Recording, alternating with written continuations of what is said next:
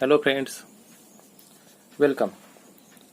Today we are going to discuss standard 12th chapter number 10th vector algebra.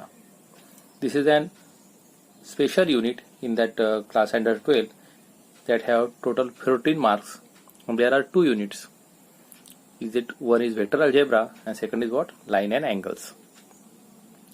Vector is an basically physical quantity. So in as physical quantity, all physical quantities which can be divided into two subtopics, that is vectors and scalar. So what is the definition of vectors? The definition of vector is a quantity has magnitude as well as direction is called vector. Means what? Every physical quantity which have magnitude and direction also. So जिस quantity को भी आपका magnitude माने कोई भी length weight height कुछ भी हो, दैट इज वो मैग्नीट्यूड चाहिए and it's have a direction also. So if the two that is magnitude and direction of having any quantity, so it is called as an vector quantity. So also as what is an scalar quantity which have only magnitude. All the numbers are only magnitudes, that is what scalar quantities. And in physics that there are many quantities, so that length, mass, time, distance, speed, area, volume, temperature, work, money, voltage, density, resistance, there are all scalar quantities. And displacement, velocity, acceleration, force, weight, momentum, electric field intensity, these are all vector quantities.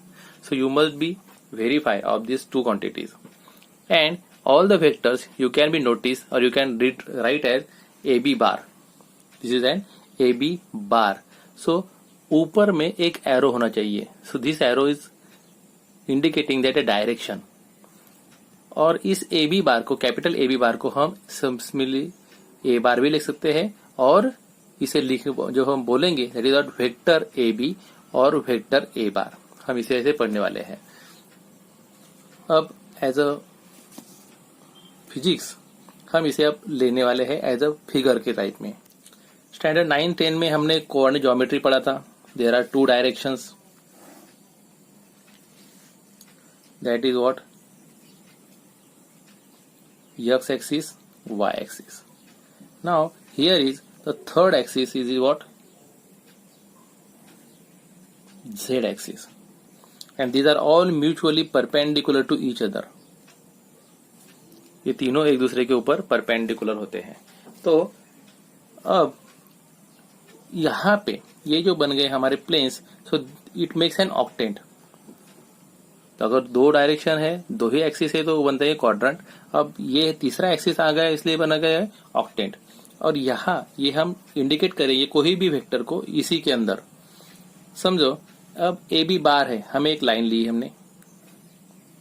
This is an line which can pass from one side to two side. Then here is point A and here is point B and direction is from A to B. So this is called as an A B bar. This is called as an vector quantity. And फ्रॉम A to B, so A को हम बोलेंगे initial point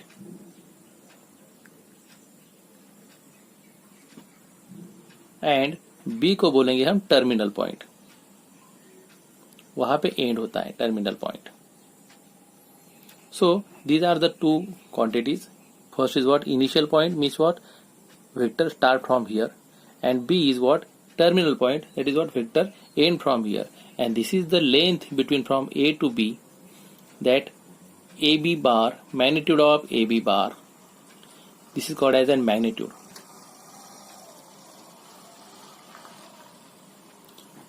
तो magnitude माने length, ये दोनों के बीच की लेंथ कितनी है, this is called as an magnitude. तो आप यहाँ पे आज समझ गए होंगे कि इनिशियल पॉइंट क्या है, टर्मिनल पॉइंट क्या है, मैग्नीट्यूड क्या होती है, डायरेक्शन क्या होती है, वेक्टर लिखते कैसे हैं. ए बी बार लिखो, समझो हमने इसको ए बोला तो ए बार लिखो. स्मॉल में हम लिखेंगे ए बार और ए बी बार कैपिटल में लिखना है. तो अब एनी पॉइंट पी, समझो यहाँ पे हमारा पी पॉइंट है. This is what x, y, z having the coordinate because there are 3 dimensional. यहाँ पे तीसरा डायमेंशन आया इसलिए हमने x, y और z लिखा है. और ये हमारा ऑब्वियसली इनिशियल पॉइंट है 0 O 0 0 0. We can join this OP.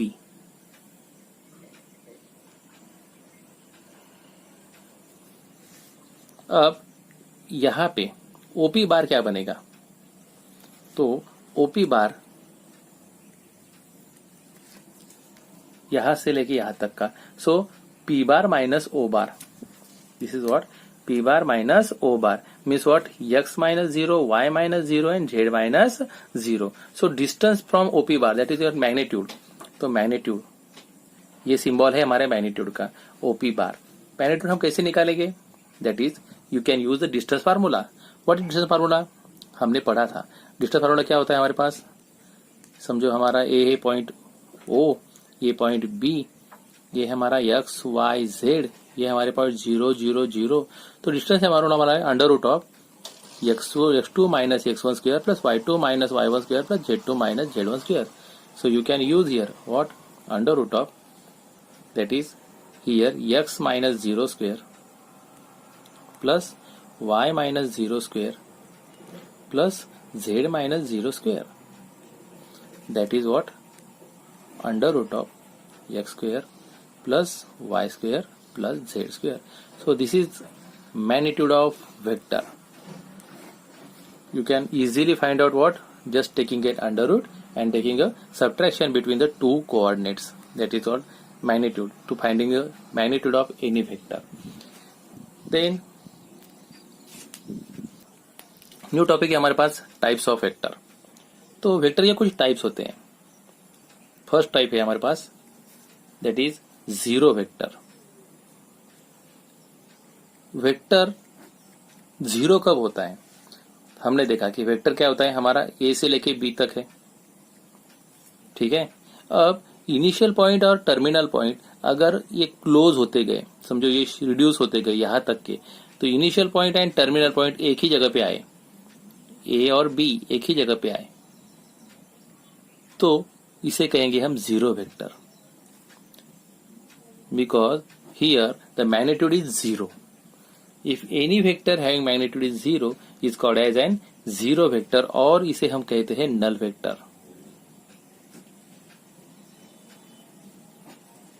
Zero vector और नल वेक्टर ये भी आपको समझना है कि जिसकी मैग्नीट्यूड जीरो होती है, मतलब initial point and terminal point अगर एक ही जगह पे आ रहा है, तो that is called as an zero vector. Number 2 है हमारे पास यूनिट वेक्टर. यूनिट वेक्टर क्या होता है कि जिसकी magnitude of a bar is equals to 1, जिसकी मैग्नीट्यूड 1 आती है, that is unity, it is called as an unit vector. Unit vector that is what a cap भी हम इसे लिख सकते हैं, दैट इज नॉर्मल वेक्टर. हम आगे पढ़ेंगे इसके लिए, पर फिलहाल के लिए unit vector you can be written as a cap. Then number 3 coinitial vector. Coinitial vector क्या होते हैं? इनिशियल पॉइंट जिसका सेम हो. Co that is together initial, जिन दो वेक्टर का इनिशियल पॉइंट सेम है, that is O P bar and O Q bar. तो ओ से लेके पी और ओ से लेके Q, that is coinitial vector, because दोनों का इनिशियल पॉइंट सेम है. इसे हम कहते हैं को initial vector. 2 or more vector having the same initial point, that is called as co-initial vector. Then number 4